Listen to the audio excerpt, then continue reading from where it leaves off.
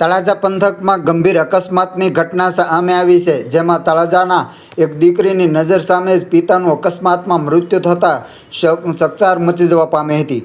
બનાવની વાત કરવામાં આવે તો ભાવનગર જિલ્લાના તળાજા તાલુકાના ખંડેરા ગામે પાન માવાની દુકાન ચલાવતા આધેડ તળાજા નર્સિંગ કરી રહેલ દીકરીને બાઇક પર ઘરે લઈ જતા હતા, ત્યારે અજાણ્યા વાહને અડફેટે લેતા દીકરીની નજર સામે જ પિતાએ અંતિમ શ્વાસ ગણી લીધા હતા, જેને લઈને શોકનું મોજું ફરી વળ્યું છે।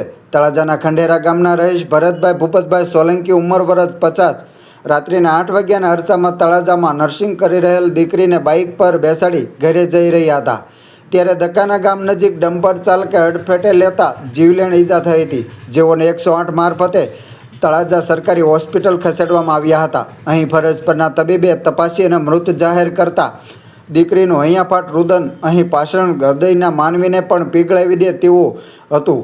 બનાવના પગલે નગરપાલિકાના પૂર્વ પ્રમુખ રણછોડભાઈ ચાવડાના નજીકના સંબંધી હોય તેના નજીક સહિત બગુભાઈ, મુકેશભાઈ બારૈયા, નારણભાઈ બાંભણિયા સહિતના સેવાર્થે દોડી આવ્યા હતા।